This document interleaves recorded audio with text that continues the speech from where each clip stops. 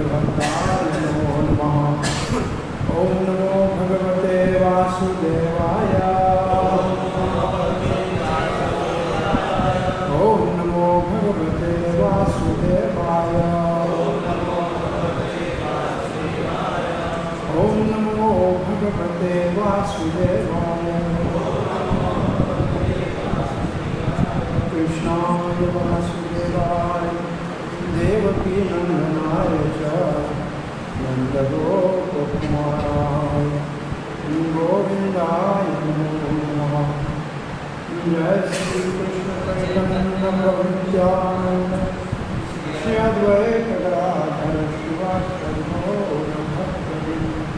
हरे कृष्णा कृष्णा कृष्णा हरे हरे, हरे राम राम राम हरे हरे।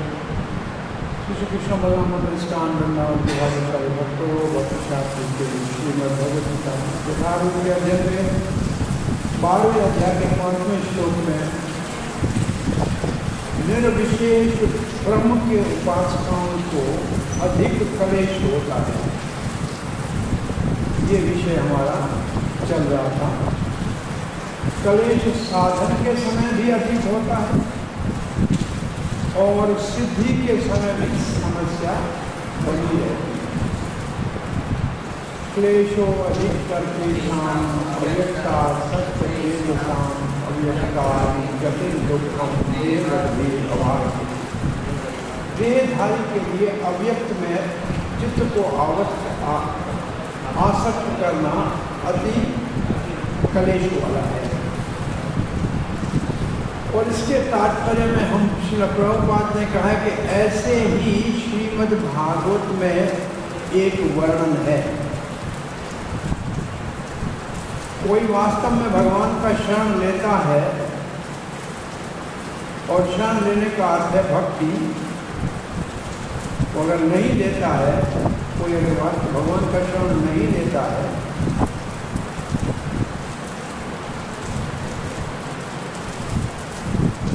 और ब्रह्म क्या है और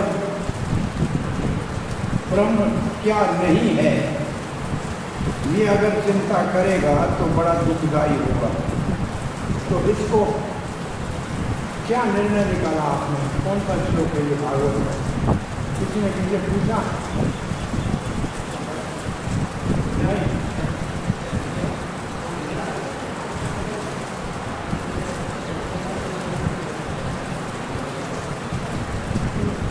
कोई 10, 14, 4, 1, 10, 14, 4 को ले सकते हैं और कोई नहीं सकता।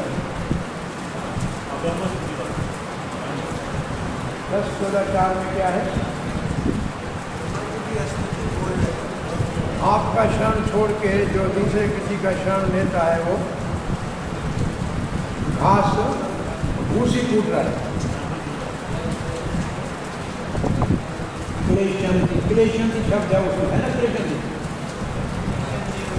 क्लेशंती एवं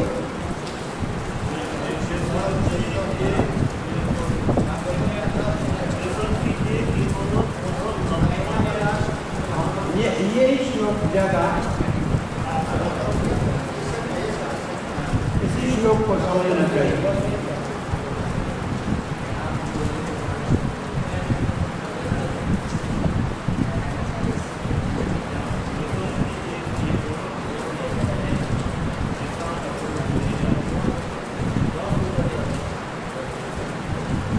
चार नंबर है ना?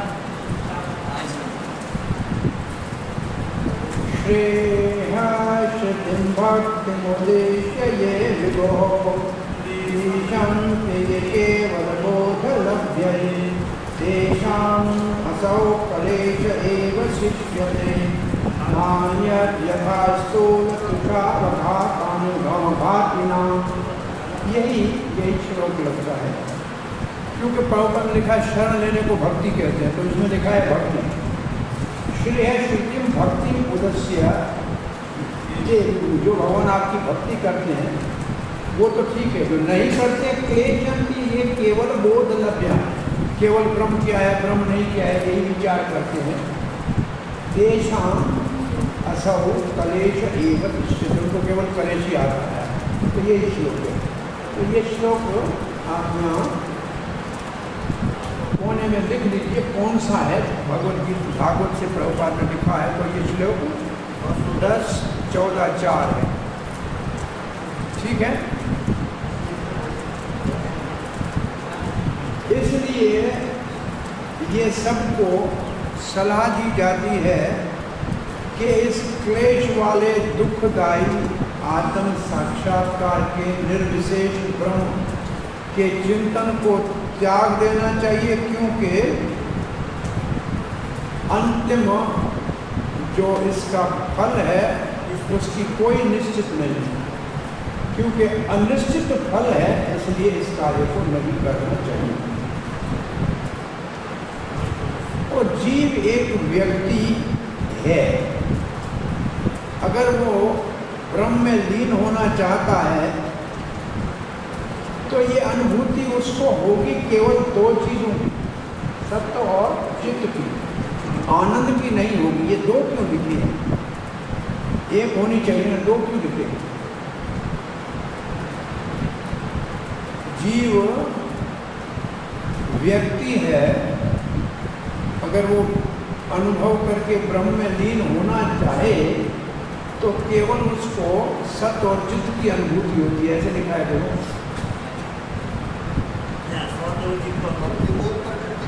तो ये निर्विशेष वालों को केवल होता है सत्य और योगियों को होता है चित्त। तो इन दोनों को ही प्रायः प्रभुपाद ने ऐसे ध्यान दिया है, ऐसे लगता है। आनंद का अनुभूति नहीं हो गई, नहीं हो सकती है। इसलिए आनंद जिस रास्ते में नहीं है उस रास्ते में जाने की कोई जरूरत नहीं है। ये साधन नहीं करना चाहिए।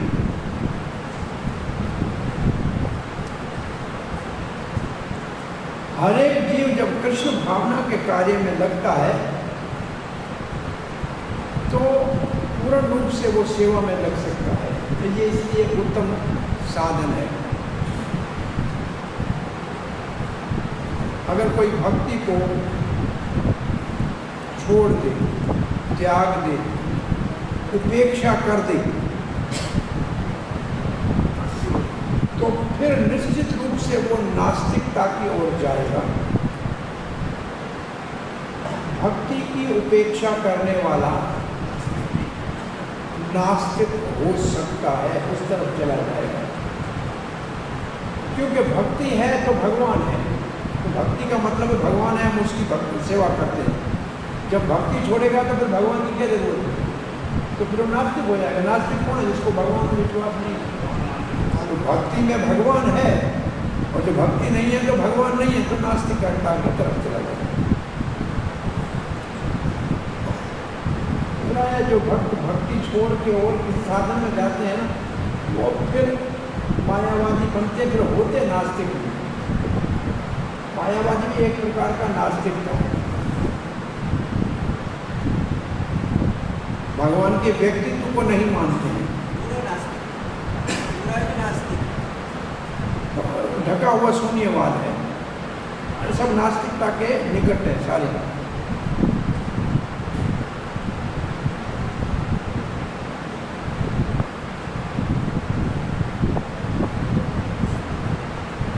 इसलिए जो साधन जिसमें हमारा ध्यान अव्यक्त के ऊपर, अचिंत्य के ऊपर अगर लगाना है, जो हमारी इंद्रियों से परे हैं,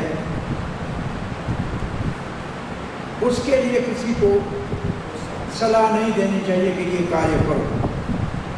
और विशेष रूप से इस कली काल में ये मार्ग किसी को बताना मूर्खता है, क्योंकि संभावना नहीं है। और भगवान भी इस मार्ग के लिए अर्जुन को सलाह नहीं दे रहे। इसलिए अर्जुन भगवान के अचिंत्य कृपा के लिए याचना कर रहा है। कृष्ण को आदेश नहीं दे रहा है, परंतु अचिंत्य कृपा के लिए प्रार्थना याचना कर रहा है। और कृष्ण किसी के सामने प्रकट हो जाए, ये किसी के लिए कृष्ण बंधा हुआ नहीं है। नहीं, कृष्ण इसके लिए बंधा हुआ नहीं है कि किसी के सामने प्रकट हो जाए। जब तक कोई शरणागति नहीं लेता है कृष्ण भावना में और भक्ति में नहीं लगता है, तब तक कृष्ण उसके सामने प्रकट हो। ये कोई कृष्ण का वचन नहीं है कि मैं बंधा हुआ मैं ऐसे करूँगा, ऐसा नहीं है।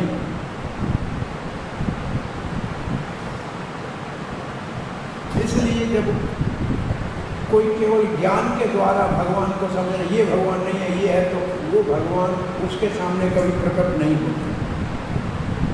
अपने ज्ञान के बल से कोई भी भगवान को समझ नहीं सकता। यहाँ हमारा ये विभाग पूरा होता है। नहीं, विभाग पूरा नहीं होता है। विभाग के 2 श्लोक आ रहे हैं। तो पहले श्लोक में अर्जुन का प्रश्न है, दूसरे में भगवान का उत्तर है, तीसरे, चौथे और 5वें में निर्विशेष उपासकों का वर्णन है, और छठे और 7वें में अनन्य भक्तों का वर्णन है।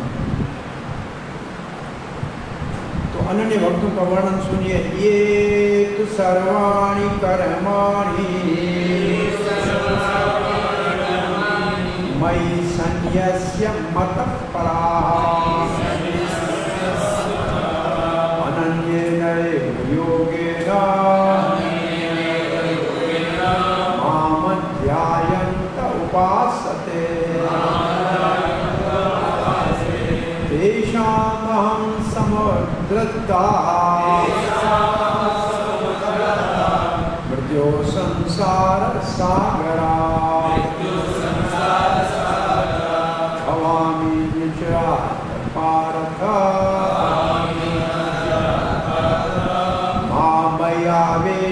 चेतसाम्। हे पार्थ, अहम न चिरात समुद्रता भवामि, देर नहीं लगाऊंगा, तत्काल ही उनको मैं मुक्त कर दूंगा। ये फल बता रहे हैं। कहाँ से मुक्त करोगे? मृत्यु संसार सागर, मृत्यु संसार सागर के उनको पार कर दूंगा। किसको करेंगे? तेषाम मई आवेशित चेतसा, जिनका चित्त मुझ में आविष्ट है, और अनन्येनैव योगेन माम ध्यायन्त उपासते, जो अनन्य भक्ति से मेरी सेवा करते हैं। तो 2 चीजें चाहिए भगवान तत्काल संसार सागर से मुक्त करे। उसके लिए 2 चीजें क्या चाहिए?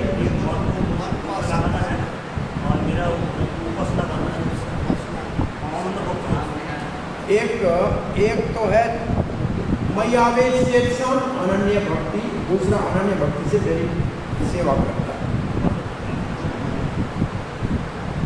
और तीसरा मत्परः, मेरे शरणागत है। 3 हो गए। और चौथा सर्वाणि कर्माणि मयि सन्न्यस्य, सारे कर्म मेरे ऊपर छोड़ देता है। अच्छा, सारे कर्मों के फल को मेरे को अर्पण कर देता है, इसका अर्थ ये होगा। तो कितनी भगवान किसको तत्काल संसार सागर से पार करेंगे? इस जन्म में 4 चीजें हैं। मयि आवेशित चेतसा, अनन्य योगेन मां ध्यायन्त उपासते, मत्परः, और सर्वाणि कर्माणि मयि सन्न्यस्य। तो ये 4 जिसमें साधन है, और ये दृढ़ संकल्प के साथ भक्ति करता है तो भगवान उसको मृत्यु संसार से पार लाते हैं। तो क्या उसको ज्ञान की जरूरत है? लिखा ही नहीं है कहीं। इन 4 में कहीं ज्ञान है क्या?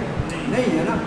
तो भक्त को ज्ञान नहीं भी हो, केवला भक्ति हो, केवल अनन्य भक्ति हो, तो भी संसार से तो मुक्त हो ही जाए। अपने प्रयास से नहीं, भगवान की कृपा से।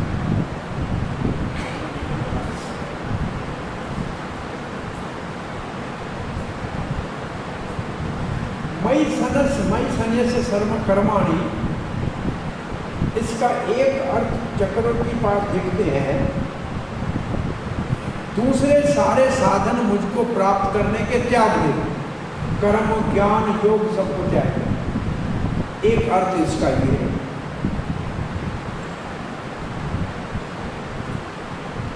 इसका एक अर्थ क्या है? और सब साधन त्याग दो, एकमात्र मेरा अनन्य भक्त बने। कौन से साधन छोड़ दे? कर्म छोड़ दे, ज्ञान छोड़ दे, तपस्या छोड़ दे, योग छोड़ दे। ये है मयि सन्यस्य कर्माणि का भाव। और इसके लिए प्रमाण के लिए चक्रवर्ती पाद एक श्लोक भागवत से देते हैं। उसका अर्थ है सब साधनों का फल अगर मेरा भक्त चाहे तो केवल भक्ति से मैं दे दूंगा, स्वर्ग आना चाहे तो स्वर्ग घुमा दूंगा, मुक्ति चाहे तो मुक्ति भी दे दूंगा। जो चाहे वो मेरी भक्ति से सब साधनों का फल मिल जाएगा। इसलिए अन्य साधन क्यों करेगा? करने की जरूरत ही नहीं।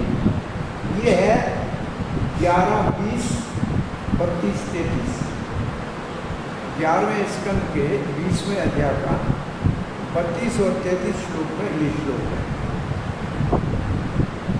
यत् कर्मभि यतपसा ज्ञान वैराग्यतश्च योगेन दान धर्मेण श्रेयभि इतरै अपि सर्वं मद्भक्ति योगेन मद्भक्त लभत्यंजसा स्वर्ग अपवर्ग मदधाम कथाचिद यदि वांछति।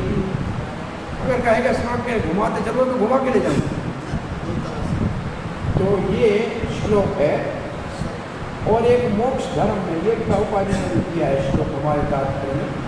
नारायण जो मोक्ष धर्म का नारायण विभाग है उसमें एक श्लोक है, या वै साधम संपत्ति पुरुषार्थ चतुष्टय तया विना यदा पनोति नरो नारायण आश्रय। धर्म अर्थ काम मोक्ष ये तो नारायण के भक्तों को अपने आप मिल जाते हैं, अन्य कोई साधन की आवश्यकता नहीं।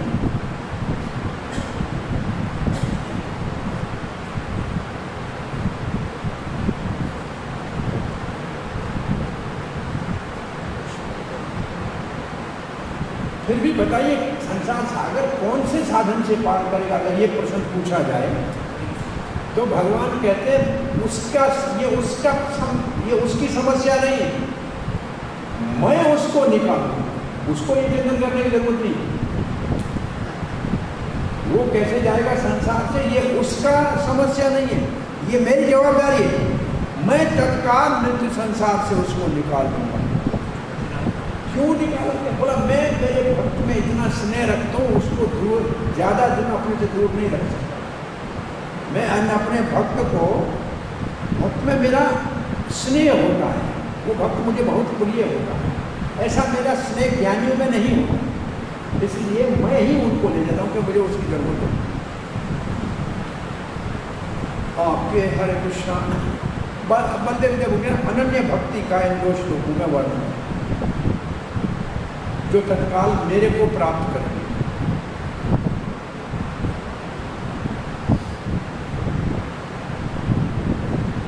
सर्वाणी कर्माणी का अर्थ बलदेव विद्याभूषण कहते हैं अपने वर्ण आश्रम के सारे कर्मों को मुझे अर्पण कर दें।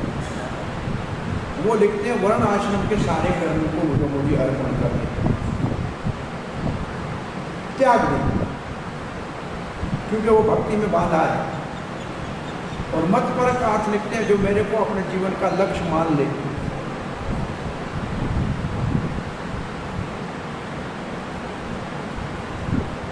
और श्रवण कीर्तन आदि से मेरा ध्यान करें।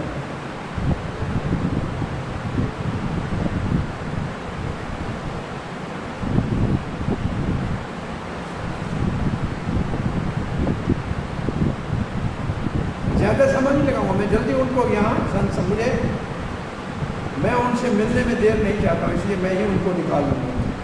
कैसे लाएंगे? तब एक श्लोक गरुड़ पुराण का दिया है। गरुड़ के ऊपर चढ़ के आऊँगा, लिखा है नायामी परमं स्थानम अर्च्यादि गतिं विना गरुड़ स्कंदमारोह्य यथिचन अनिवार्यतः। उसको जो 8वें अध्याय भगवत गीता में हमने पढ़ा है कि 2 मार्ग है यहाँ से जाने के लिए, उनके कौन से? देवयान और पितृयान। उनको उसकी चिंता करने की जरूरत नहीं है, उनमें तो देवता है ले जाते हैं। इनको लेने के लिए मैं गरुड़ से ऊपर चढ़ के आऊँगा और संसार सागर से निकाल के ले जाऊँगा।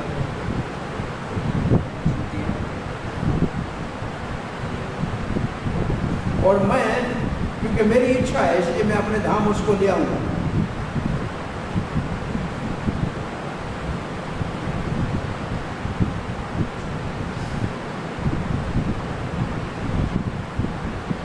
भले अपने कर्मों को त्याग भी दे, फिर भी भक्ति उसको शुद्ध करके मेरे पास लाएगी।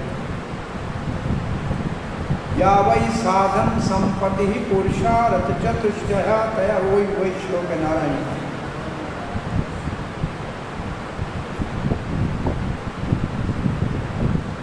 श्री प्रभुपाद लिखते हैं,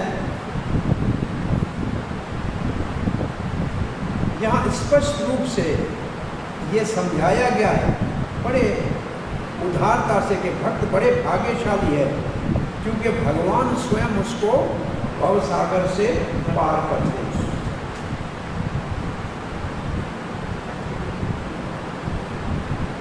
प्रभुपाद कहते हैं, ये कौन से भक्त हैं जिनको भगवान ऐसे पार करेगा? कौन से भाग्यशाली है? जो भगवान को महान और अपने आप को हीन मानते हैं, भगवान को स्वामी, अपने आप को सेवक, भगवान पूजनीय और हम उसके पुजारी, ऐसा जो मानते हैं। और ऐसे भक्त को ये मालूम है कि हमें भगवान की सेवा करनी है, और ये जानता है कि सेवा तो किसी की करनी पड़ेगी। अगर मैं भगवान की नहीं करूँगा तो माया की करनी पड़ेगी। 2 ही रास्ते, तीसरा रास्ता नहीं है। या भगवान की सेवा करो या माया की करो, बीच में कहीं जगह है ही नहीं।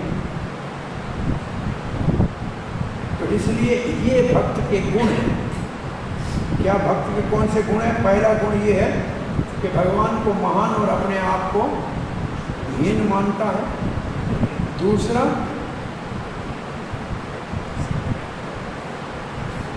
भगवान की सेवा नहीं करेगा तो माया की सेवा करनी पड़ेगी।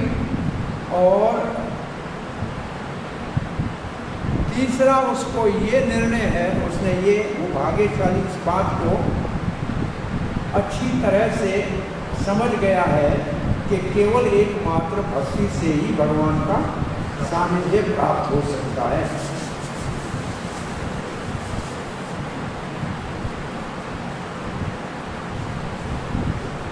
इसलिए वो पूर्ण रूप से अपने मन को भगवान श्री कृष्ण में लगाएगा, क्योंकि भगवान को ही प्राप्त करना है।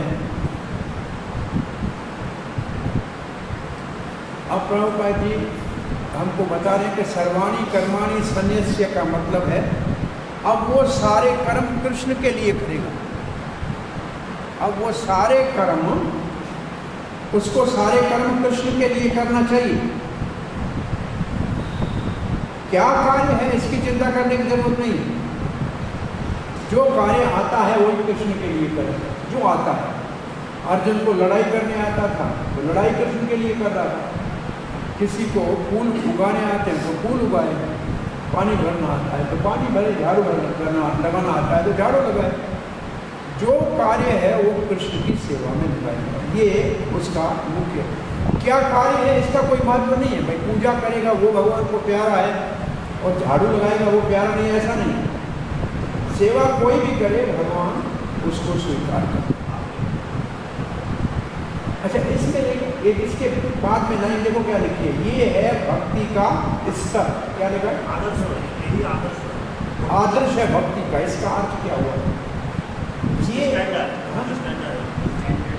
ये भक्ति को निष्काम कर्म योग से अलग करने का उदाहरण है।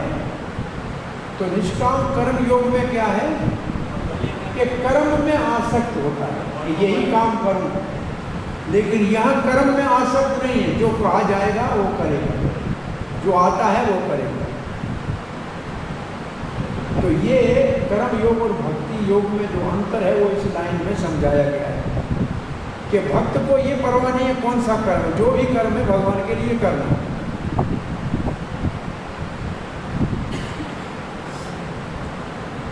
और उस कार्य से उसको कुछ भी पाने की इच्छा है ही नहीं। कार्य में इसलिए करूँ कि कुछ मुझे मिलेगा ये इच्छा नहीं है। तो क्या इच्छा है? इस कार्य से मैं कृष्ण को कैसे प्रसन्न करूं।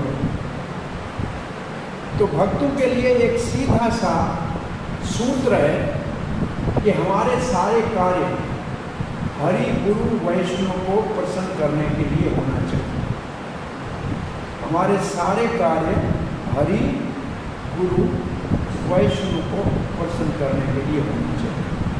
किसी भी कार्य करने से पहले सोच लो कि क्या इस कार्य से हरि भगवान प्रसन्न होंगे, गुरु प्रसन्न होंगे, वैष्णव समाज में ये सराहनीय है कि नहीं। अगर है तो करो, नहीं तो नहीं करो।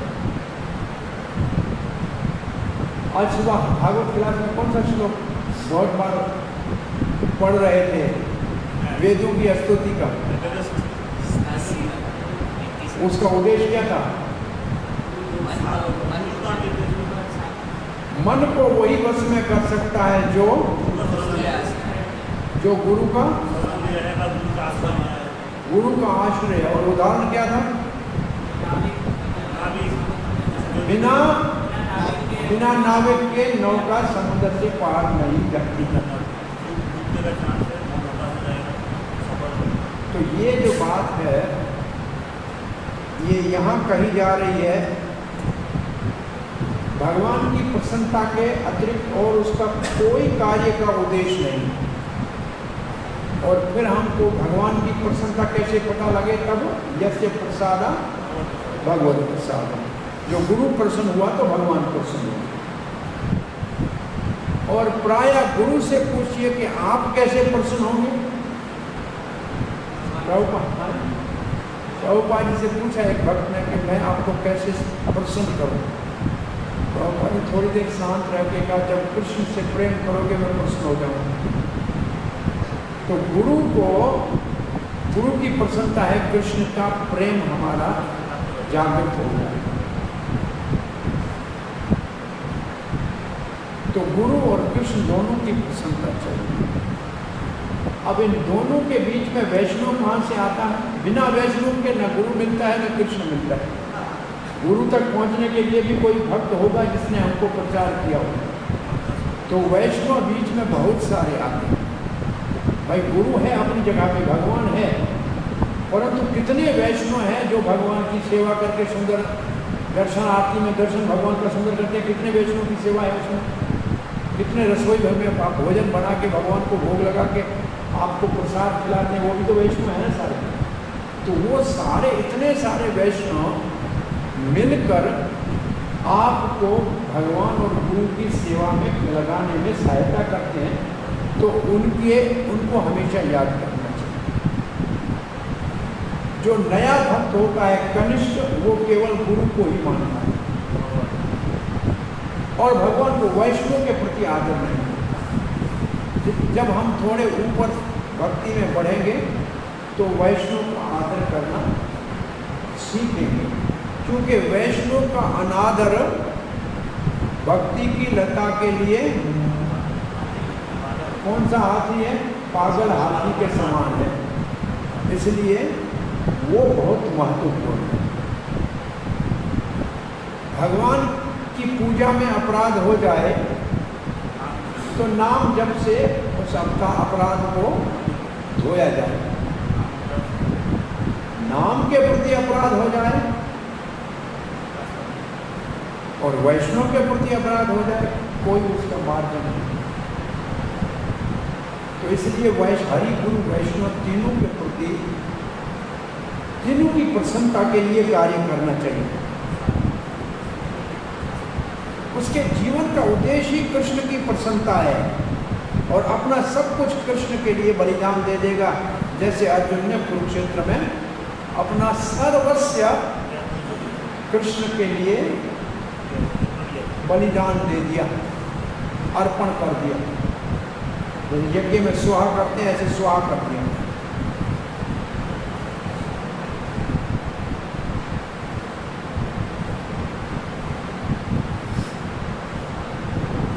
एक वैसे सारे कार्य से पहले हम करते नहीं है क्योंकि हमारा भागवत मार्ग है, इसलिए कोई बात नहीं।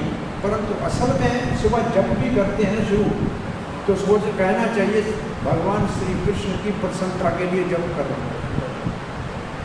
ये मैं जप कर रहा हूँ, भागवत पढ़ रहा हूँ, गीता पढ़ रहा हूँ, ये भगवान हरि गुरु वैष्णव की प्रसन्नता के लिए कर रहा हूँ। ये मन से संकल्प रोज करके दिन शुरू करना चाहिए।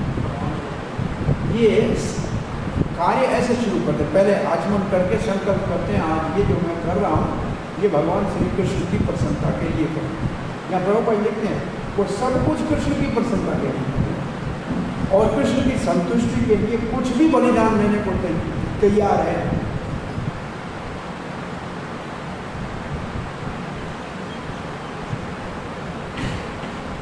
ये साधन बहुत सरल है।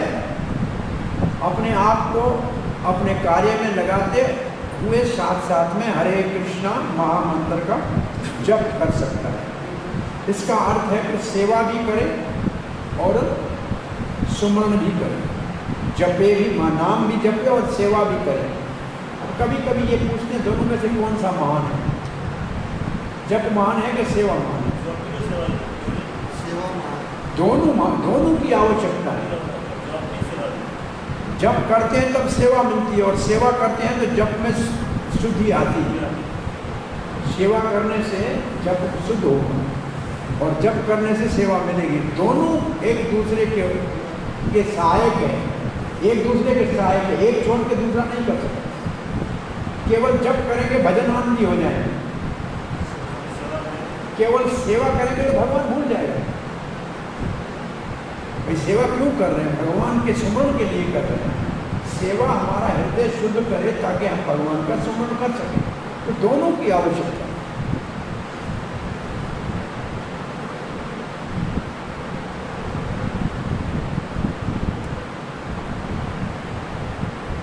अब प्रभुपाद जी कहते हैं जब दिव्य भगवान के नाम का उच्चारण करेंगे तो ये कृष्ण को आकर्षण करेगा। क्या लिखा है? क्या लिखा है? ऐसे भगवान के प्रति आकृष्ट हो जाता है। भक्त भगवान के प्रति आकर्षित हो जाता है। इसका अर्थ क्या हुआ? इसका अर्थ है भगवान में आसक्ति पैदा करने के लिए सेवा और जप दोनों की जरूरत है, कीर्तन दोनों की जरूरत है। आसक्ति के लिए ये साधन बहुत जरूरी है। और यहाँ भगवान क्या कर रहे हैं? वायदा कर रहे हैं, वचन दे रहे हैं। क्या लिखा है? वचन दे रहे हैं कि बिना देर के तुरंत ही ऐसे शुद्ध भक्त को मैं भवसागर से पार कर लूंगा। जो योग का अभ्यास करते हैं वो अपनी स्वेच्छा से अपनी आत्मा को जिस लोक में ले जाना चाहें ले जा सकते हैं और ब्रह्म में लीन करना चाहें तो कर सकते हैं। परंतु जहाँ तक भक्तों का प्रश्न है उनको कुछ करने की जरूरत नहीं। यहाँ स्पष्ट भगवान ही सारी जिम्मेदारी उठाते हैं। ये योगी और भगवान के भक्त में अंतर है। भक्त को ये प्रतीक्षा नहीं करनी है कि कब मेरी योग में सिद्धि होगी, कब मैं भगवान के धाम जाऊंगा, ये उसको चिंता नहीं करनी है। इसलिए 12 पुराण में लिखा है, प्रभुपाद ने मुझे श्लोक दिया है। नियामी का मतलब क्या है? ले जाता हूँ, पकड़ के खींच के ले जाता हूँ। वो नहीं जाना चाहता लेकिन मैं छोड़ता नहीं। नियामी खींचना, खींच के ले जाता। नियामी परमम स्थानम, परम धाम ले जाता हूँ। अर्ची आदि गति बिना उनको वो जो दो मार्ग है उनमें जाने की जरूरत नहीं है, देव ज्ञान और पितृ ज्ञान में। गरुड़ स्कंद आरोप्य, मैं गरुड़ के स्कंद के ऊपर उसको गरुड़ के कंधे पे बिठा दूंगा। यद इच्छम अनिवार्यतः, यद इच्छम अनिवार्यता का अर्थ क्या है? क्योंकि मेरी इच्छा है और ये अनिवार्य है, इसके लिए भक्त को कोई चिंता करने की जरूरत नहीं है। भक्त को कोई अष्टांग योग करने की आवश्यकता नहीं है आध्यात्मिक जगत में जाने के लिए। भगवान ही सारा दायित्व अपने ऊपर उठा लेते हैं। भगवान स्वयं ही उसका तारक बनेंगे, उसको तारने वाले बनेंगे। आप प्रभुपाद जी उदाहरण दे रहे हैं, भगवान कैसे तारेंगे? जैसे बच्चा जो अपने माता पिता के ऊपर आश्रित है तो वो सुरक्षित है, ऐसे भगवान के ऊपर भक्त आश्रित है तो सुरक्षित है। इसी प्रकार से भक्त को कोई प्रयास करने की जरूरत नहीं है, कोई योग आदि का भगवत धाम जाने के लिए। भगवान बहुत महान कृपा करके आएंगे तत्काल गरुड़ के ऊपर चढ़ के और भक्त को भौतिक संसार सागर से मुक्त करेंगे।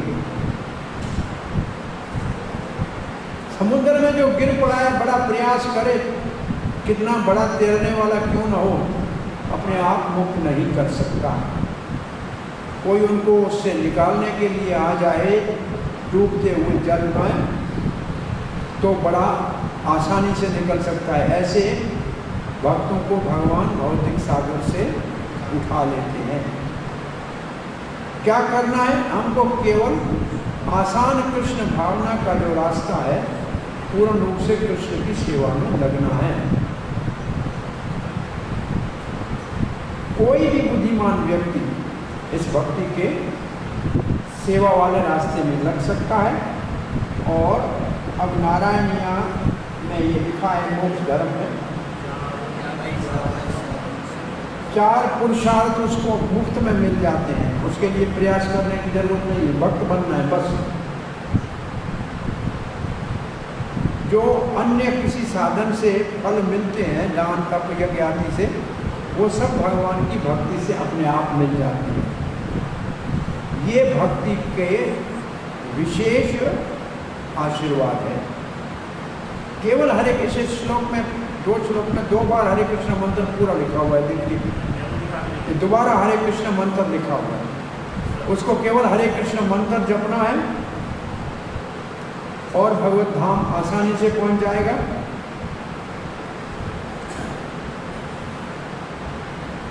और वो स्थान दूसरे किसी धर्म के मार्ग से नहीं पहुंच सकता। तो भगवत गीता का प्रभुपाद जी कहते हैं, यही तो भगवत गीता के पूर्णाहुति में भगवान ने कहा है सर्वधर्मान् परित्यज्य।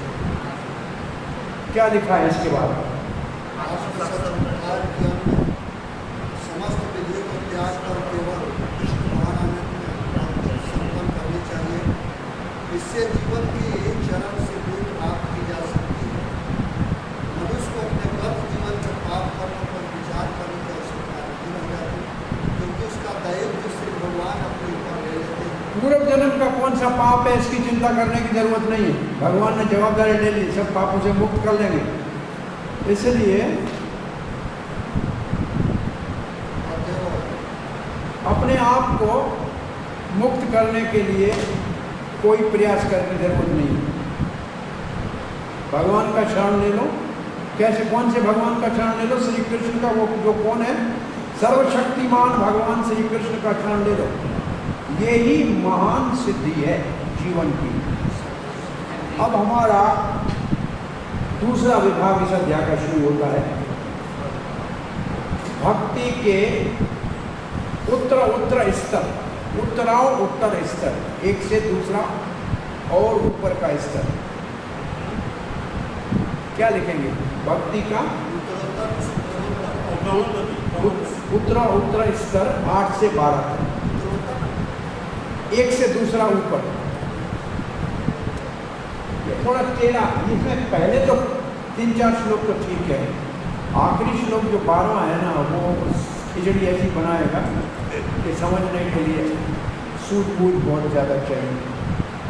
तो पहला श्लोक पढ़ लीजिए। मय्येव मनाधस्त्वा मयि बुद्धिं निवेशय निवस्यसि मय्येव अत ऊर्ध्वं न संशयः।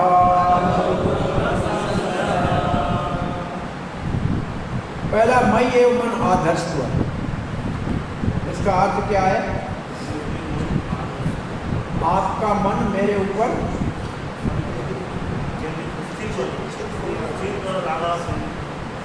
आधस्त्व को एक महात्मा कहते थे, जैसे आपके पास बहुत बहुमूल्य चीज होती है ना, तो कहते हैं कि लाकर में रखे हैं, बैंक के लाकर में बंद करके रखे हैं, क्योंकि कोई या तो चुरा के जाएगा या गुम हो जाएगी। तो तेरा मन सबसे ज्यादा बहुमूल्य है, क्योंकि यही तेरे को जन्म जन्मों में भटका रहा है, तो इसको मेरे पास डिपॉजिट कर दे, ये मेरे लाकर में रख दे, नहीं तो ये तेरा गुम हो जाए। आधस्त्व का मन मुझ में, मेरे पास मन मुझको दे दो, ये मन मैं ये मन आधस्त्व का अर्थ है मन मना। और मन किसने भगवान को दिया था, इसका उदाहरण कौन सा हमने पढ़ा था 9वें अध्याय में? गोपियां।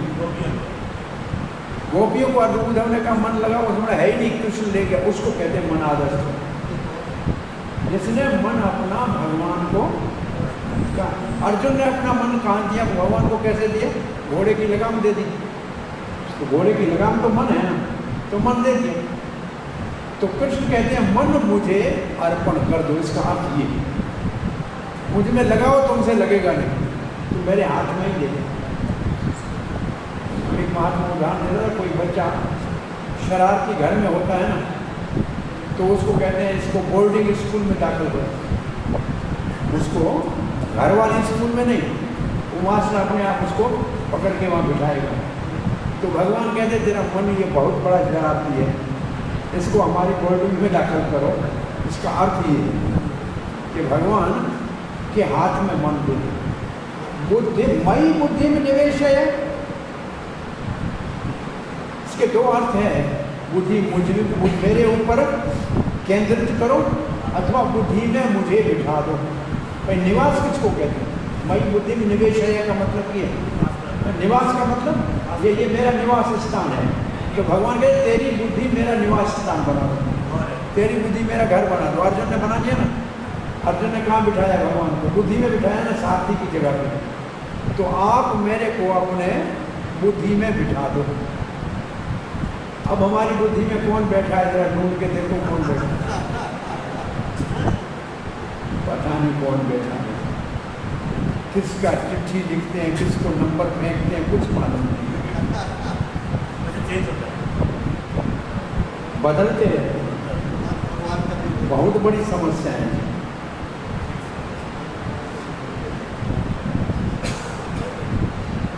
सो दो काम करना है, इस दो कामों को अब मैं अभी से शुरू कर रहा हूँ कहने, ताकि आपको याद होता रहे।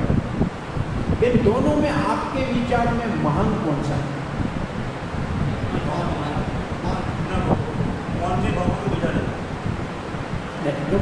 एक है मई मन आदर्श का, दूसरा है मई बुद्धि में निवेश है। इन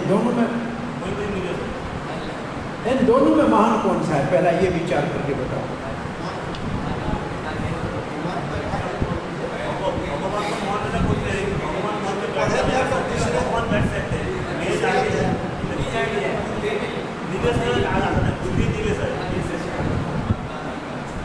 अच्छा, मैं इसके दो नाम दूसरे दो नाम डालता हूँ। एक सुमरण आत्मिक भक्ति है, एक मनन आत्मिक भक्ति है, ये दो। अब इन दोनों में कौन सी महान है? सुमरण आत्मिक महान है या मनन आत्मिक?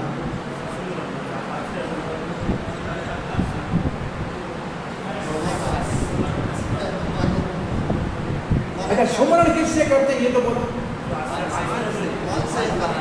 सुमरन मन से होता है मन ही पड़ता और मनन बुद्धि से होता है। जो उल्टे नाम उल्टो है, नाम है मनन से, मनन मन से नहीं है। तो आज एक पहली लाइन याद करो, सुमरन मन से होता है,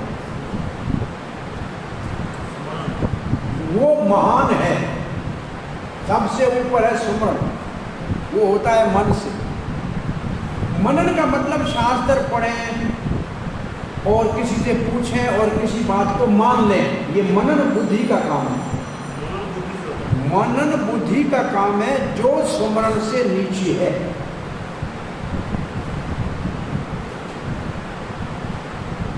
ये बहुत इस विभाग का महत्वपूर्ण दो शब्द चलते रहेंगे हमारे साथ, इसलिए ये दो शब्द सबको अच्छी तरह से आने चाहिए। सुमरन आत्मिक भक्ति, मनन आत्मिक भक्ति, दो का वर्णन है श्लोक नंबर 8 में। और ये दोनों होती है अंतःकरण से। किससे होती है भाई? मन भी अंतःकरण और बुद्धि भी अंतःकरण है ना। हाँ जी, अंतःकरण है ना। अंत का मतलब अंदर, कर्ण का मतलब इंद्रियां, अंदरूनी इंद्रियों से होती है भक्ति। तो 8वें श्लोक में अंतःकरण के द्वारा सुमरन आत्मिक और मनन आत्मिक भक्ति का वर्णन है। ये बात आप पक्की करके रखोगे तो आगे समझ में आएगी। और दोनों में कौन सी महान है? सुमरन पहला नंबर, मनन दूसरा नंबर। ठीक है। अब निवश्यसि मयि एव, इस प्रकार से अगर आप दोनों मुझ में लगा सके, दोनों लगाओ तो बहुत अच्छा। ये निवश्यसि मयि एव, केवल मुझ में ही ऐसे लगाओगे। निवश्यसि मयि एव का अर्थ है मेरे, फिर आप मुझ में निवास करोगे, फिर आप मुझ में निवास करोगे। कब? अत ऊर्ध्वम, जब शरीर छोड़ोगे। न संशय, इसमें कोई संशय नहीं। यहाँ पे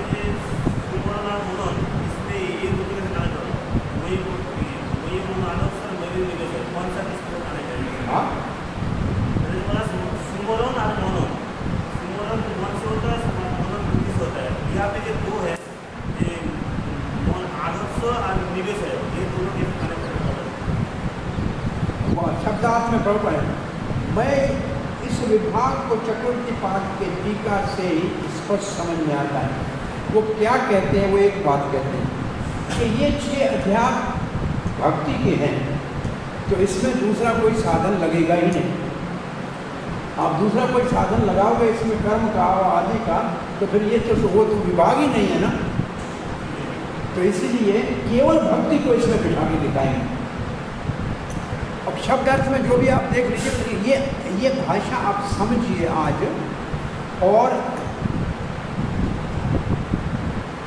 क्योंकि भक्ति श्रेष्ठ है इसलिए भक्ति करो। तो 3 श्लोकों में भगवान कैसे भक्ति करनी चाहिए वो सिखा रहे हैं। 3 श्लोकों में का मतलब 8, 9, 10 में। 8, 9, 10 में चक्रवर्ती पाठ कहते हैं भक्ति कैसे करनी है वो भगवान सिखा रहे हैं। और जो एव शब्द है इसमें, इसका अर्थ है अब निर्विशेष ब्रह्म को छोड़ दो, उससे कुछ लेना देना नहीं है, वो विषय ही पूरा हो गया। अब भक्ति का विषय चल रहा है।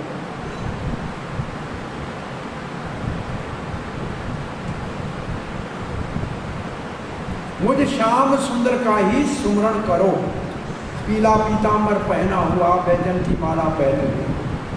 निराकार ब्रह्म का स्मरण मत करो, मुझ श्याम सुंदर बैजंती माला पहने हुए पीताम्बर। बुद्धि मेरे ऊपर केंद्रित करो। बुद्धि का काम क्या है? शास्त्र के वचनों को समझ के और मेरा ध्यान करो, मेरा मनन करो, तो फिर मुझको प्राप्त करोगे।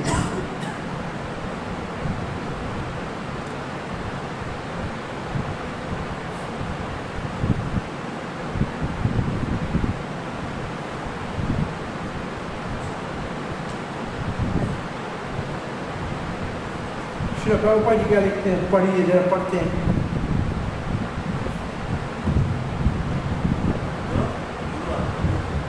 मुझ भगवान में अपने चित्त को स्थिर करो और अपनी सारी बुद्धि मुझ में लगाओ। इस प्रकार तुम निस्संदेह मुझ में सदैव वास करोगे।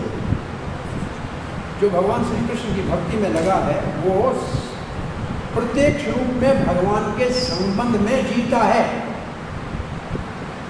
ऐसा लिखा है क्या? हाँ, पहली लाइन क्या है? हाँ जी, जो श्री भगवान श्री कृष्ण की भक्ति में रत रहता है, हाँ, उसका परमेश्वर के साथ प्रत्यक्ष संबंध होता है। हाँ, परमेश्वर के साथ सीधा, जब कृष्ण लिखा है तो परमेश्वर को थोड़ी देर छोड़ दो। जो कृष्ण की भक्ति में लगा है वो कृष्ण के साथ साक्षात संबंध में है, परोक्ष संबंध में है, परोक्ष साक्षात संबंध में है। और इसमें कोई संदेह नहीं है कि उसकी स्थिति आरंभ से ही दिव्य है। आरंभ से ही दिव्य स्थिति किसकी है?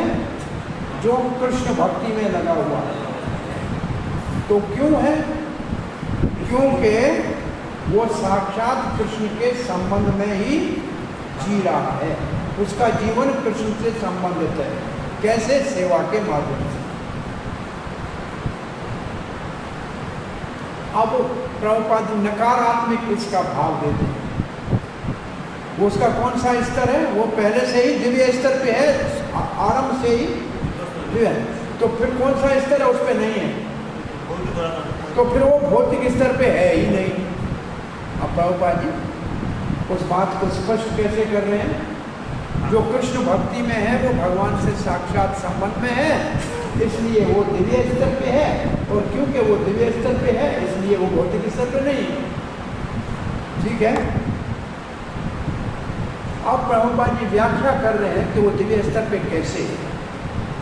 खा रहा है प्रसाद, जप रहा है हरे कृष्ण, तो फिर वो दिव्य स्तर में कैसी है? बोला भगवान का नाम और भगवान में कोई अंतर नहीं। जो हरे कृष्ण जपता है उसकी जीभा के ऊपर अंतरंग शक्ति और कृष्ण दोनों नृत्य करते हैं। हरे राधा रानी और कृष्ण दोनों नृत्य करते हैं। जीभा जशोमती और राम कृष्ण नृत्य करते हैं उसकी जीभा पे, ऐसे कहावत है। जो उसकी जीभा, ये जिधर महाप्रभु ने अपनी माता सची को संन्यास से पहले संतुष्ट करने के लिए 3 बातें कही थी कि मैं जब अवतार लेता हूँ तो आप मेरी शरीर से माता बनती है। जब कोई विग्रह स्थापन होता है तो जिस चीज़ का विग्रह बना होता है वो सच्ची माता आप बन जाती है, मैं उसमें प्रकट होता हूँ। और जब कोई नाम जपता है तो जीभा आप बन जाती हो मेरी माता और मैं उसके ऊपर प्रकट होता हूँ। चैतन्य महाप्रभु ने अपनी माता सच्ची को ये 3 रूपों में सदा ही मैं आप मेरी माता रहेंगी ऐसा आश्वासन दिया था। कौन सा? जब अवतार लेता हूँ तो आपको माता के रूप में स्वीकार करता हूँ। विग्रह में जिस चीज़ का बना हुआ विग्रह है वो माँ बन जाती है, मैं उसमें प्रकट होता हूँ। और जीभा जो हरे कृष्ण जपती है वो मेरी माँ, और ये उसके ऊपर भगवान और भगवान की शक्ति नृत्य करते हैं।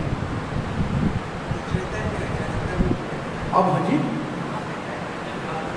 ढूंढना कहीं है, हमको ये मालूम है कि है।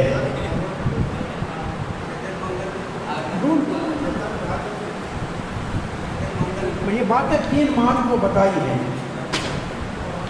अब क्या हम तो उम्र हमारी छोटी हो गई है ना, तो बातें कहाँ पढ़ी थी याद नहीं है, लेकिन है। एक ये है और एक ये है कि 4 जगहों पे सदाई महाप्रभु विराजमान रहते हैं। सच्चील रंधन, श्रीवास आंगन, राघवर झालन, नित्यानंद कीर्तन। ये भी चैतन्य भागवत में है। आज से 20 साल से पहले प्रबोधन महाराज जब ब्रह्मचारी के ऊपर रहते थे कमरे में, रात को कितना भागवत पढ़ते थे। इस गुरुकुल बिल्डिंग के सेकंड फ्लोर के लास्ट वाला कोना, बाथरूम के इस तरफ वाले कमरे में मैं रहता था कुछ दिन। तो रात को महाराज ये एक बात कही थी, अब हमको तब से याद है, तब से भूला नहीं करते। पढ़ा नहीं, हमने देखा वो याद है, पढ़ाया बोला था। 20 साल से ज़्यादा ही हो गया।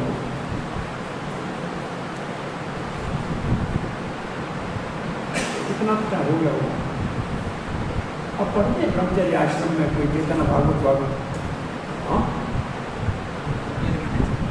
ये ब्रह्मचारी महात्मा कुछ नहीं पढ़ते। वहाँ ब्रह्मचारी थे, उनका कमरा मतलब वो जो रोड की तरफ लाइन है उसमें बीच में कहीं कमरा है। तो रात को पढ़ते थे, हम सब लोग उधर जाके बैठते थे।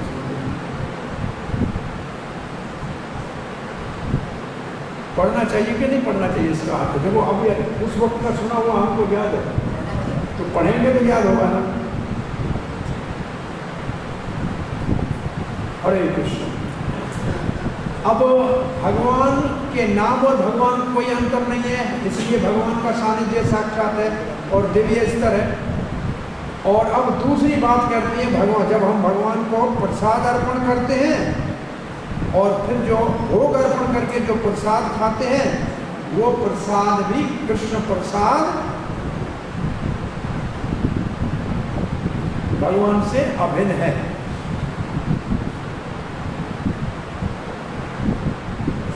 तो दो उदाहरण दिए हैं प्रभुपाद जी ने हमारे दिव्य स्तर के ऊपर कृष्ण की सेवा में आरंभ से लगने के लिए। दो उदाहरण कौन से दिए? भगवान का नाम और कृष्ण प्रसाद। असल में ये दो काम भी हम अच्छी तरह से करें ना तो हमारा जीवन सफल हो जाए। केवल प्रसाद खाएं और नाम जपें, ये दो करना ही मुश्किल है। नहीं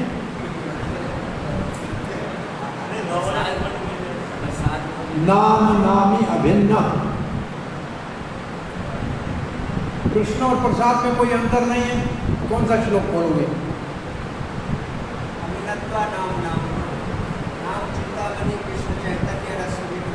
वो तो है, नाम और भगवान में अंतर नहीं है, प्रसाद और भगवान में अंतर नहीं है। रोज गाते हैं, गाना ही छोड़ दिया आपने प्रसाद से पहले। महाप्रसादे गोविंदे नाम ब्रह्म वैष्णवे विश्व। ये गाना ही छोड़ दिया प्रसाद में, अब क्या करें? प्रसाद का नेम पहला, जब तक सब चीजें परोसी न जाएं, सब पंगत में बैठे हुए थे, और जब तक ये मंत्र उच्चारण न करे तब तक खाना मना है। ये प्रसाद का नेम है। प्रभुपाद ने अपने गुरु भाई के वहाँ अपने शिष्यों के साथ गए थे और प्रसाद को वितरण करते हुए देखा। आपने कहा कि इनसे सीखो, ये प्रसाद की मर्यादा है। एक भक्त था, उसको बोला इनको सिखाओ प्रसाद कैसे। जब तक सब आइटम सबको परोस न दिए जाए और ये उच्चारण न हो जाए जो हमारा मर्यादा का है, और फिर गुरुजनों की जय न हो जाए, तब तक तो प्रसाद को खाना शुरू नहीं करते। और जब तक सब खा नहीं लें तब तक उठते भी नहीं। ये पंगत की मर्यादा है। यहाँ तो ऐसी हड़बड़ी होती है कि दाल बची होती है, सबका अभिषेक करो, बाकी सब माल गुम।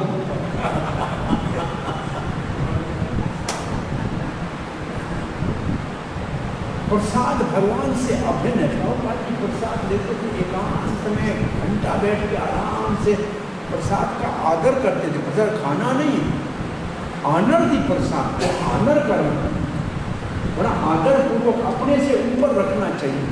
कुंभ मेले में भी हम प्रसाद का प्रसाद पंडाल बनाते थे ना, पत्तल रखने के लिए 2 ईंटों का ऊपर बनाते थे, बैठने के लिए नीचे। इतना सारा साधु समाज आएगा, देखेगा कि आप ऊपर बैठे, प्रसाद नीचे बैठा है, तो ठीक तो नहीं है, अपने से ऊपर ही होना चाहिए। प्रसाद होना ये चाहिए कि साधु के प्रसाद के लिए प्रसाद का ऊपर चौकी भी होना चाहिए, कोई सिस्टम होना चाहिए। और मर्यादा से सबको प्रेम पूर्वक परोस के खिलाना चाहिए। तो कम से कम भक्तों को अपने से तो ये बहुत आवश्यक है। ये भगवान से अभिन्न है। और प्रभुपाद लिखते हैं, देखो, अगर कोई इन दोनों सेवाओं को नहीं समझेगा जो भगवत गीता में और वैदिक शास्त्र में बताई हुई है, वो कभी भी इसको समझ नहीं पाएगा। जो ये सेवा ही ठीक नहीं करेगा वो कैसे भगवान को समझेगा?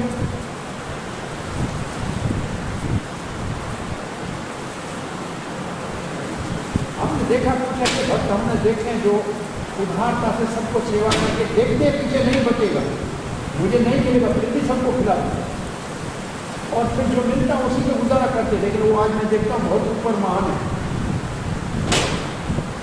उनकी भक्ति ऊपर उठी है। अब तो 25 साल से तो हम भी यहाँ करते हैं, 20 साल से लगे 95 से तो हज मंदिर को हम देखते आ रहे हैं। कितने साल हो गए? 95 को हाँ, अरे 26 साल से तो हम आंखों से देख रहे हैं।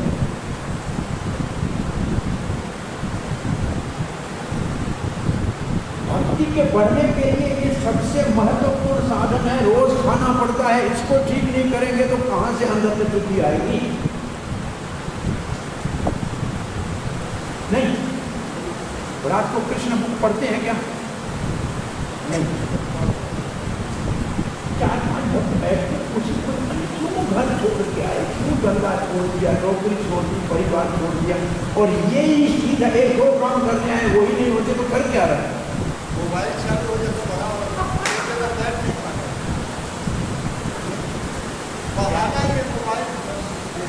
मोबाइल ब्रह्मचारी का बच्चा है और कंप्यूटर उसकी पत्नी है। ये ब्रह्मचारी की 2 बीमारी है, बेटा और पत्नी साथ है। ये दोनों को छोड़ते ही नहीं है कभी। जब तक खत्म नहीं होगा तब तक जो भी हो, हमारे को कोई इससे लेना देना नहीं है, लेकिन हम कहते हैं ये संस्कार के यहाँ जितने बैठे हैं उसमें वो एक तो हमारा वो पीछे बैठा है प्राण, वो उतने ही समय से मैं देख रहा हूँ 24 साल को, जब से मैं आया तब से तो यहाँ था उसमें कोई, तब से हमने देखा उनमें से 4-5 ही लोग हैं जो हमने देखे थे, वो 4-5 ही बचे हुए। एक बार महाराज वैष्णव, एक प्रभुनंद महाराज, एक श्याम सुंदर, एक गोविंदर और 2-3 ये। बाकी तो बहुत से कूटस्थ मंदिर इधर ऐसे का ऐसे कूटस्थ पड़ा है, बाकी आए और गए, बहुत आए और बहुत गए। लेकिन ये मर्यादा है बहुत आवश्यक है, बहुत अथ चित्तम समाधातुम न शक्नोषि मयि स्थिरम् अभ्यास योगे ततो माम इच्छाप्तुम धनंजय। ऐसे नहीं कर सकते हो तो क्या नहीं कर सकते हो? सुमरणात्मिक और मननात्मिक भक्ति नहीं कर सकते हो तो न शक्नो से ऐसे नहीं कर सकते हो, तेरा मन और बुद्धि तेरे बस में नहीं है, कोई बात नहीं। चित्तम समाधातम, अगर अपने मन को ऐसे मेरे ऊपर नहीं केंद्रित कर सकते हो, मई स्थिर, मेरे ऊपर स्थिर नहीं रख सकते हो, ततो माम इच्छा, तो मुझे प्राप्त करने की इच्छा तो करो। बोला कैसे? अभ्यास योगे, अब अभ्यास करो। किस काम करेगा? मन को बुझ में लगाने का। मन कहीं जाए उसे वहां से पकड़ के वापस लाओ, तो अभ्यास करो। और फिर संबोधन अर्जुन को क्या करते हैं? धनंजय, बड़े वीर हो, बहुत धन इकट्ठा किया है, विजयी हो, आप मन के जीत कर और ये उत्तम भक्ति के धन को इकट्ठा करो। तो ये है तीसरी भक्ति अंतरंग। पहली कौन सी थी?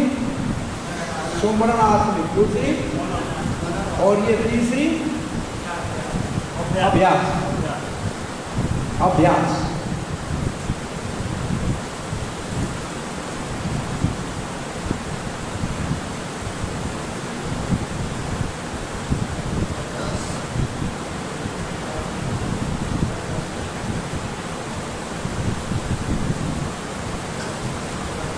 तो अभ्यास करो हम।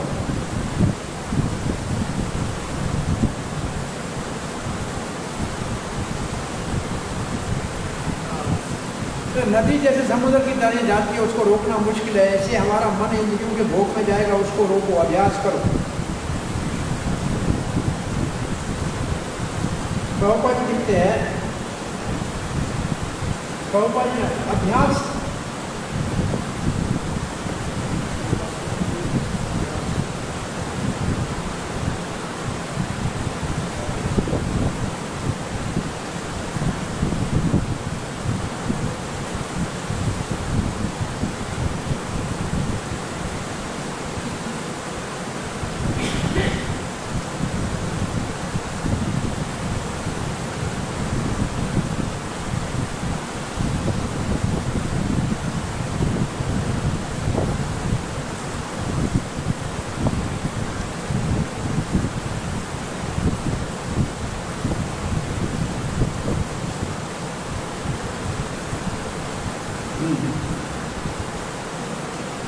और 9वें श्लोक में कौन सी भक्ति है?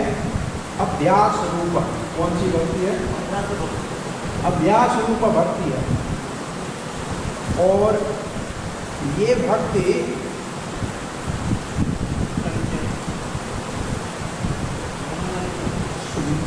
सुमरण से नीचे मनन, मनन से नीचे अभ्यास।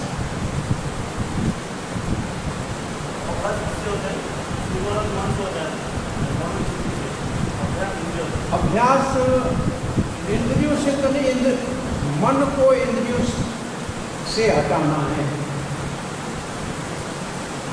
अभ्यास सबका साफ करना पड़ेगा। तो हम कौन से श्लोक में हैं? 9वें श्लोक में प्रभुपाद जी क्या लिख रहे हैं?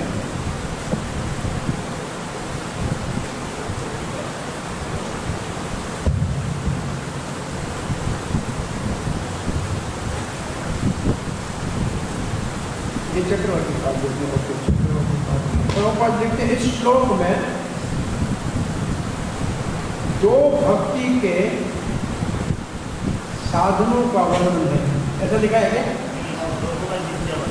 दो विधियां हैं, दो विधियां हैं।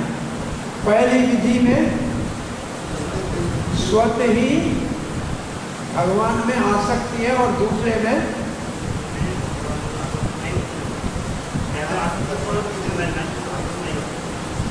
हिंदी में क्या लिखा है? दोनों के लिए पहले आसक्ति उत्पन्न कर लेता है, पहले विधि में, और दूसरी विधि में आसक्ति उत्पन्न नहीं होता। क्या लिखा है? शब्द क्या लिखे? विधि विधान का पालन करते हैं। जिसने दिव्य प्रेम द्वारा श्री भगवान श्री कृष्ण के प्रति वास्तविक आसक्ति उत्पन्न कर ली, पहला विधि। और दूसरी विधि जिसने इस प्रकार से श्री भगवान श्री कृष्ण के प्रति आसक्ति नहीं उत्पन्न की। और फिर नीचे क्या लिखा है? इस द्वितीय श्रेणी के लिए नाना प्रकार के विधि विधान हैं, जिनका पालन करके मनुष्य अंततः श्री कृष्ण आसक्ति अवस्था को प्राप्त हो सकता है। अब कुछ स्पष्टीकरण तो करें पहले, प्रभुपाद जी क्या लिख रहे हैं? इस श्लोक लिखा है, इस श्लोक में, इस श्लोक में दो स्तर की भक्ति का वर्णन है।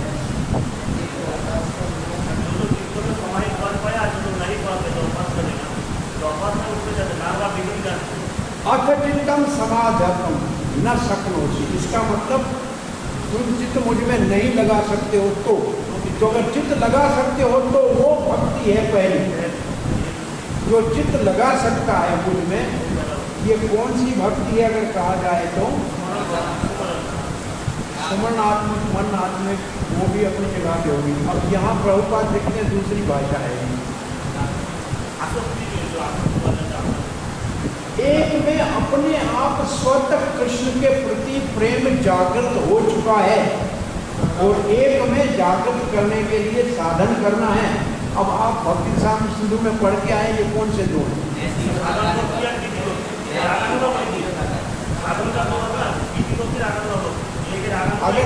अगर वैदी और रागनों का है, ये दोनों साधन है भाई। रागनों का साधन भक्ति के दो प्रकार है कि नहीं? तो रागनों का भी साधन है और वैदिक भी साधन है ना। बराबर है तो साधन भक्ति ना। यहाँ देखो प्रभुपाद साधन को अलग कर रहे हैं। पहली वाली भाव भक्ति, पहली वाली प्रेम या भाव भक्ति और दूसरी वाली साधन। ये शब्द साफ नहीं है, इसलिए हिंदी वाले ने भी सीधा नहीं किया क्योंकि भक्त ने नहीं किया है ना। वो शब्दों को ऐसे का ऐसे लिखा है। तो पहली जिसका मन भगवान में लगा हुआ है, वो रम रहा है, वो तो है भाव भक्ति के स्तर पर। क्योंकि आगे परिभाषा में आएगा कि जो मुक्ति को भी तुच्छ समझते हैं, ये कौन समझते हैं? एक श्लोक आएगा भक्ति रसामृत सिंधु का टीका में, क्लेश घनी मोक्ष लघु तक कौन सी भक्ति करती है? भाव भक्ति। तो ऊपर है भाव भक्ति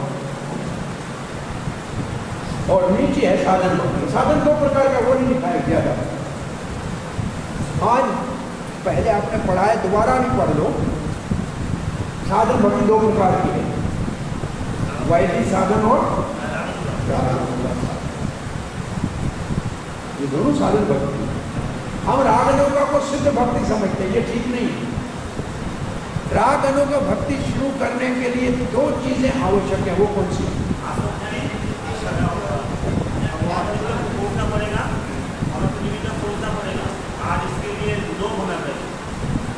पहले लौलुप्यम और दूसरा कम से कम अनर्थ निवृत्ति से निष्ठा तक आया हो, तब रागनौका भक्ति का अभ्यास साधन शुरू कर सकता है।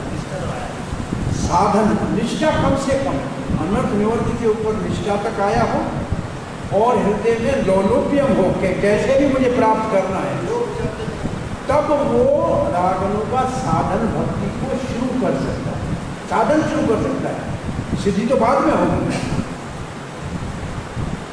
अब आप बताइए, हम में से कोई ऐसा सोचा भी है? आज तक नहीं सोचा।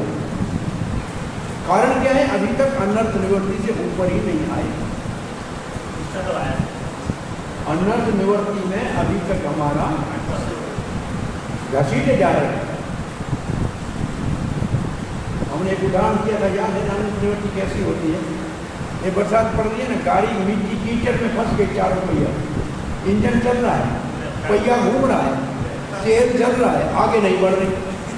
हमारा हरे कृष्ण गाड़ी चल रही है, गाड़ी भी तेज चल रही है, जोर भी लग रहा है, आगे नहीं बढ़ रहे हैं क्योंकि अभी तक पहिया उधर ही घूम रहा है।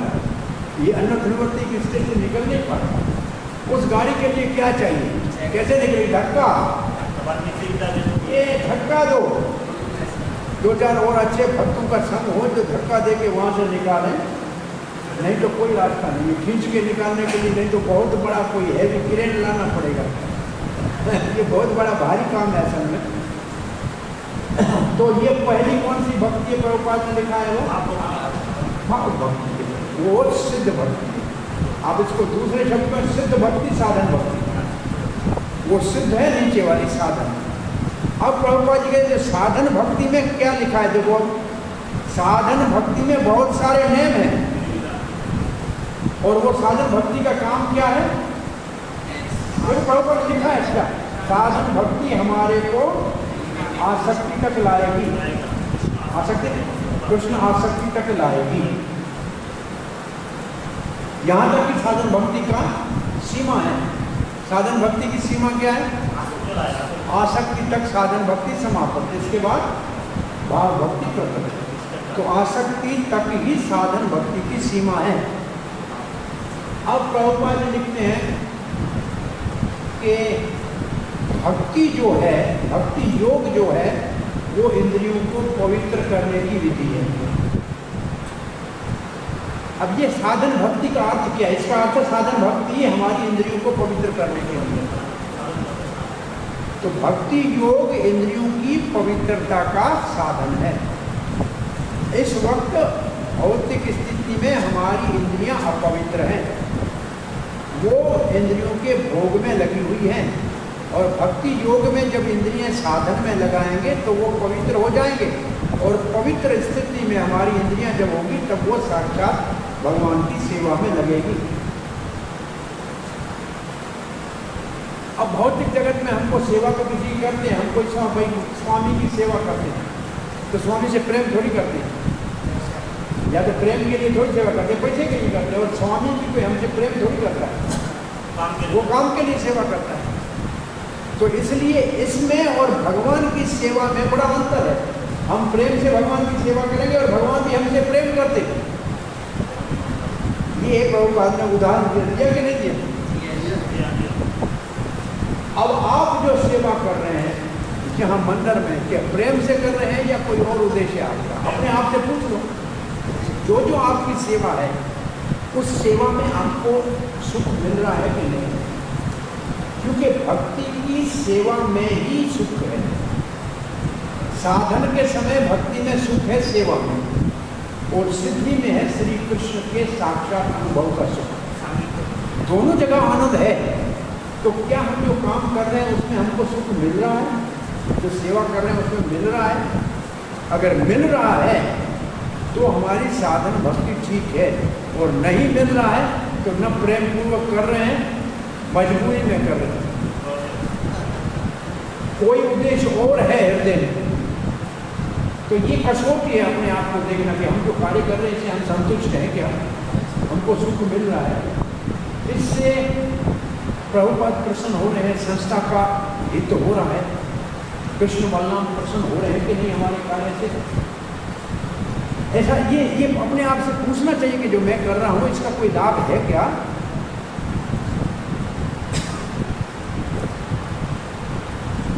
आध्यात्मिक जीवन में शुद्ध स्तर पे आना पड़ेगा और शुद्ध पर प्रेम के स्तर पे आना पड़ेगा, और प्रेम भक्ति को प्रकट करने के लिए साधन भक्ति की आवश्यकता है। आप देख रहे हैं, यहाँ लिखा है ना साहब, प्रेम शब्द है कि नहीं?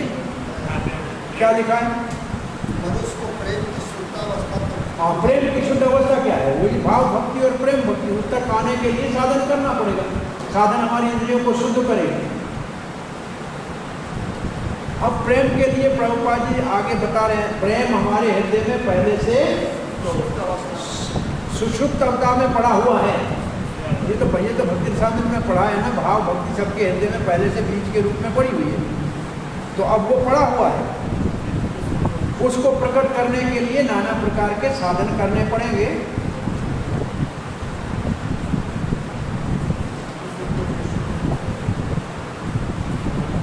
अब एक और लाइन लिखी देखो, और इसके बाद नीचे क्या लिखा है ये जरा बताइए। लेकिन भौतिक संगति से दूषित हो जाता है। भगवत प्रेम भौतिक संगति से दूषित हो गया, इसका नाम क्या है? लिखा नहीं है यार, लेकिन इसका नाम आपको आता है, बताइए क्या है? काम। वो प्रेम भगवान का भौतिक संगति के कारण काम में परिवर्तित हो गया है, और सारा संसार काम में ही लिप्त है, और भक्ति का उद्देश्य काम को वापस प्रेम में, जो विकृत हो गया है उसको संस्कृत करके वापस प्रेम में डाला जाए। ये आ गया है, इसका मतलब क्लास खत्म हो गया। ये यमराज है। तो जहाँ हमने छोड़ा यहाँ छोड़ते हैं 9वें श्लोक को, और कल कृष्ण कृपा करेगा तो 12 तक का ये हमारा काम पूरा हो गया। तो फिर आगे कुछ नहीं, नाम है काम है, वो है हमारे अंदर में वो गुण पैदा करते हैं। तब आप ढूंढना आपके कौन से भक्त में कौन सा गुण आपको दिखाई दे रहा है। ठीक है, तो यहाँ कथा को विराम देते हैं। हरे कृष्ण। कितना क्या समझे आज आप लोग विशेष? किसको कोई एक बात याद है?